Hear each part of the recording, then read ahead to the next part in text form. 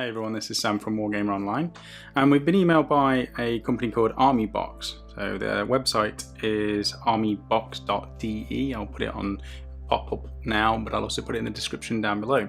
And they've contacted us because they're making a battle counter box. They wanted to send us one to get our impression of it and also to show our audience. So because you're watching this, you may be interested, you may not, but I thought it'd be worth making a quick video of and showing what they're actually releasing in October.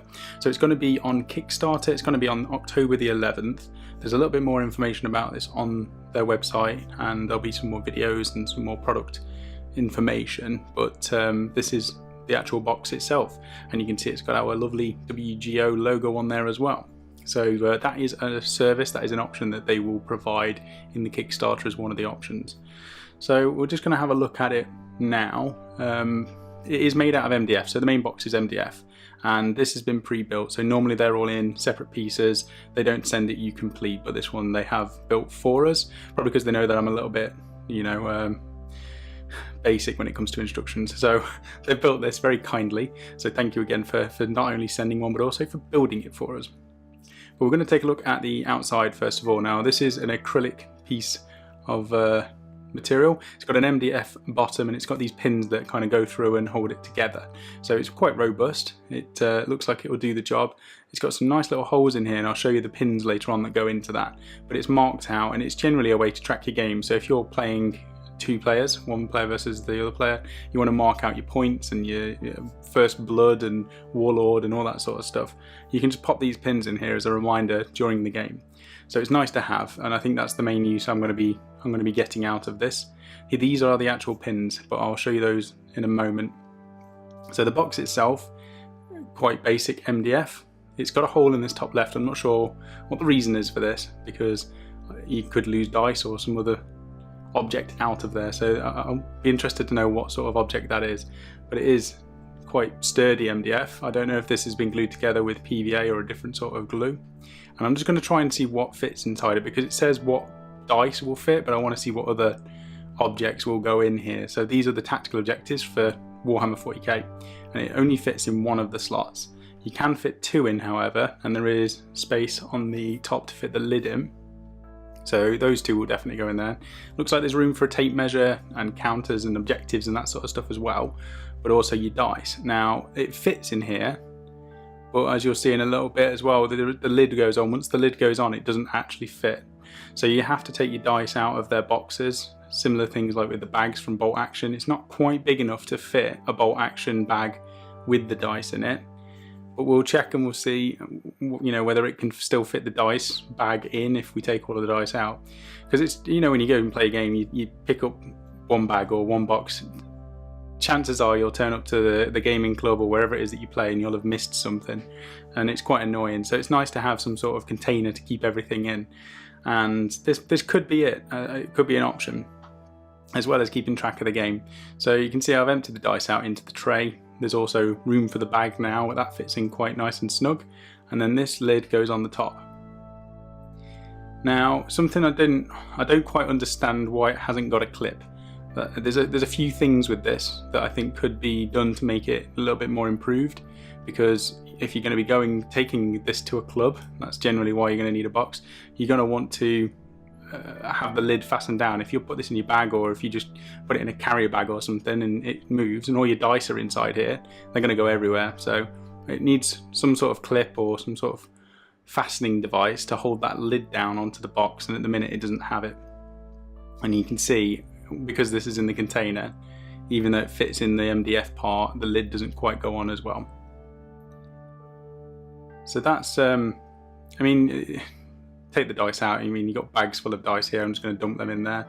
And it's perfect for carrying dice, tape measures and cards and objectives. And that's what it says it's supposed to do. So it's absolutely perfect for that. I just wish there was enough room for things like the GW cases, as well as fastening the lid down. And here I show you an example of losing my dice. So you're just going to make sure you don't put things in there that you want to lose. Okay, so all in all, nice little box. Another thing that could be done, I'm not sure if this is an option, it will be an option later on, but colouring the outside of the MDF rather than it just looking like wood, there might be an option to get a black MDF or a white or whatever colour that you want, just to neaten this up a little bit more and make it look a little bit nicer. I'm not sure if it's an option. It could be, and if it is, that will make it look even better. Okay, we'll go on to the next bit. So these are the pins. Now you get a bunch of these, and these are just for marking. So whenever you mark your victory points or your warlord kill or first blood, you just literally pop these into the top to mark and remind you. There's not much to say about these. They do the job exactly as they're supposed to. They're quite easy to put in. They're not difficult to wedge into these gaps, and it doesn't seem like they're too loose either, so perfect for the job. The only thing with storing these is obviously you're going to want to take these around with you, so other than putting them in the little bag that they come in and leaving them in the box, there could be like because obviously you've only got like 10 of these pins, a little compartment on the inside with a lid or something would have been a nice addition, so that you can just open that and you keep all of your pins in there.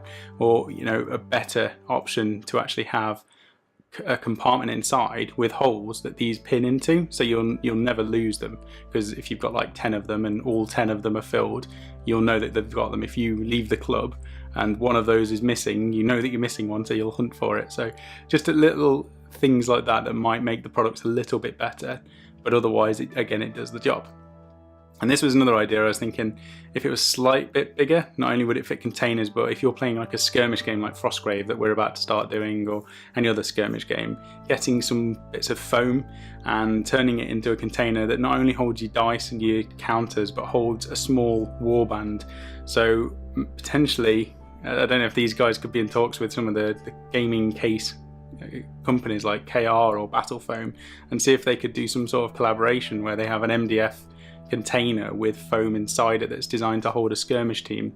That would be perfect, because we all know how much I love KR and the products that they create, but if this was combined with the case that you turn up to play games at your club with, it would be even better. Now I'll quickly run down some of the options as well. I'll leave the video in the background. So there's definitely going to be 5 different pledge levels on Kickstarter. One of them is the box itself, which is priced at €25, and that is just the box. The next one is €31, and you get the box plus your own individual logo, which is what we've got. We've got the WGO logo on here. The third option is €33, and you get the basic box plus 12 dice, and there's 3 different colours to choose from for that. And then the fourth option is you get the army box plus the dice plus the individual logo, and that's €40.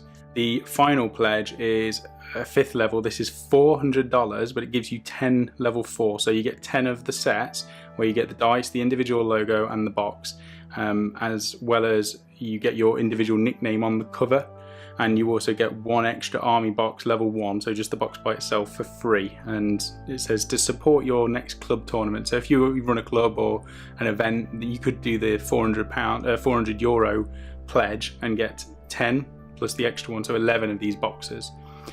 But they're the different pledge levels, and that's pretty much all the information we've been sent so far. So have a look at it, have a look on the website, check the Kickstarter when it comes out. If it's for you, then obviously buy one. If not, don't worry, let us know in the comments below if you've got any ingenious tricks on how you transport all of your stuff, your dice and your tapes and your tokens, whether it is as simple as a rucksack or a Chinese takeaway container, or something else which is just ingenious, which we all need to know. Let us know in the comments down below. If you are going to be picking one of these up, again, put it down in the comments down below, and let us know which one of those levels you're going to be going for, whether it's number 1, number 2, 3, 4, or if you're going to go €400 in and go for the 5th pledge level. Other than that, thank you very much to Armybox for sending one of these. We'll be using it in the battle report, so just to keep track on all of our games. And thank you everyone who has watched this, and we'll see you on the next video.